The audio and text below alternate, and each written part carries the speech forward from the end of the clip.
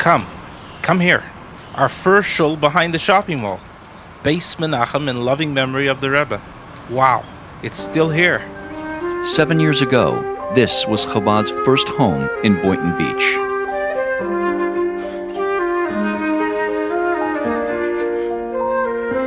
From behind the mall, Chabad moved to a small house, which quickly proved inadequate for its rapidly growing family.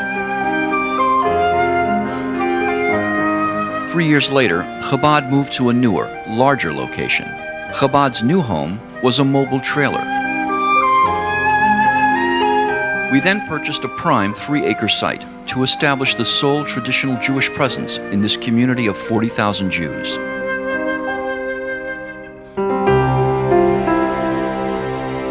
They are kind, warm people. They accept me as I am, at the level that I'm at, and there is no judgment of me, except that I'm a Jew and that I'm welcome. What a wonderful feeling to know that there's someone here to love you unconditionally, anytime, anywhere. All the dreams that people had to establish a Chabad in Boynton Beach at such a level, so early in its development, I think the sky's the limit in terms of the success of the Center for Living Judaism. What's happening here is happening in locations throughout the world. They're very wise, they're very intelligent people, and they're there to help you. They're there to assist you, whether you are Jewish or non-Jewish, to offer assistance and love and understanding. Though we come from different places, we have something that is very common to all of us. Each of us have part of God in us, and that is what unites us and makes us all the same. The Rebbe's mandate was a very steadfast, unending belief in the Jewish soul. The soul of the Jew always wanting to be part of an unbroken chain of thousands of years of Jewish tradition. This eternal truth of the existence of the Jewish soul is resoundingly true of any Jew.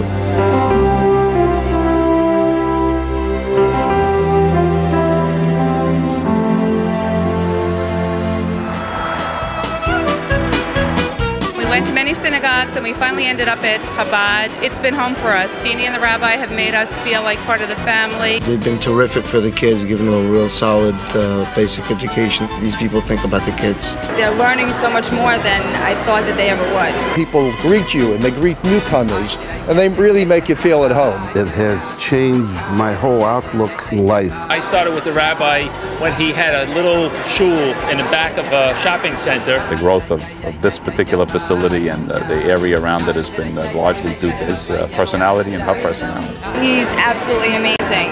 Him and the Rebbitzin, they've brought us a lot closer together.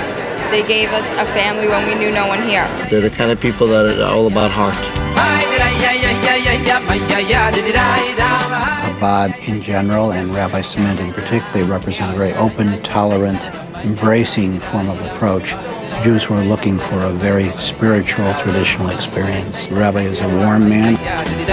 The Jewish soul is one that is inextinguishable. Its flame continues no matter what the Jew or Jewess observes or doesn't observe, whether they're affiliated or unaffiliated, whether they have the ability to pay or the inability to pay, whether the home is a broken one or a very stable one, it really makes no difference. We are here to welcome, to embrace.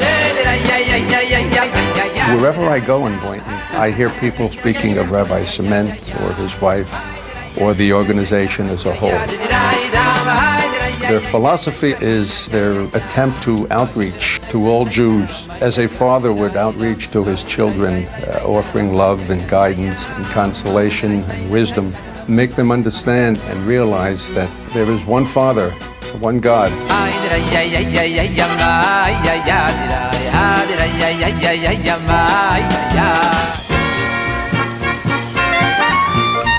For many years I lived in Brooklyn, and I wanted to go to visit the Rebbe, but I always felt that maybe I wasn't good enough, I wasn't religious enough, I didn't have enough knowledge, and so I hesitated and never went there. 5.5 years ago, I met Rabbi Cement and Rebbitzin Cement, and it was at that moment that I realized that I had truly met the Rebbe through them.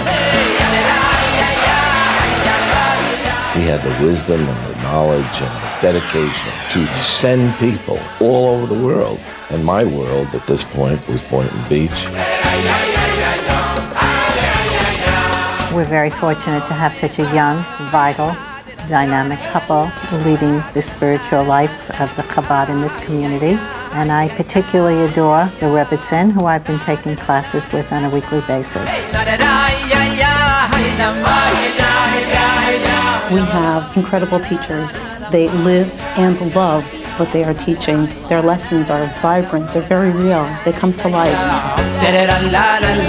It's not all about teaching. It's all about having that wonderful memory, having that positive first encounter. If we can succeed with even one Jewish child, we will affect an untold number of generations to come.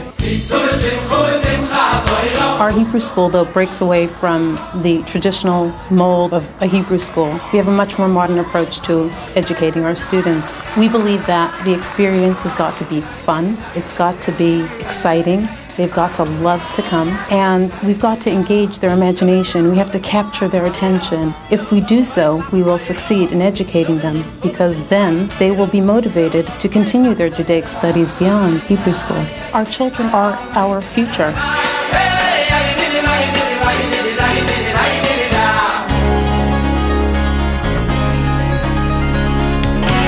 I had the privilege of visiting the new center dedicated by the Gans just a few weeks ago. I was just amazed by how beautiful it is, how fortuitous it is to be at this place at this time. I think it's exciting whenever you have something beautiful and wonderful and new and vitalizing to all of us. The buzz has to be tremendous and attract more and more people. They didn't call their campus a synagogue. They called it a campus for living Judaism. And I think what they're intending to build is a true center for Jewish life, not just the religious experience of prayer, but the experience of family, the experience of education, the experience of the celebration of Smachot together, a place where people can feel comfortable no matter what their level of observance or commitment, where everyone will feel warmth and welcome, and will become one of the magnet institutions in our Jewish community in the Boynton Beach area for sure. The rabbi and the Rebbitzin and this movement have taught me that we are really all one, and we're not different. And we all have a place, and we will all grow and grow together. If we are going to succeed in changing the tide of assimilation, we've got to take the education of our children very, very seriously. The promise of Jewish continuity lies within each and every child so that they can pass it on to their children. Just this morning, we had a bar mitzvah here in Shul. Not only did the young man have his aliyah called to the Torah for the first time, but his grandfather, who was a survivor of the Holocaust, also donned his tefillin for the very first time. His victory was today. Judaism's victory was today. The flame which is inside each and every Jew, the neshama that is there waiting to be ignited, and to join that flame to the torch of eternal Judaism. The past and the present, but it really is all about the future. The future is here, and the future is now.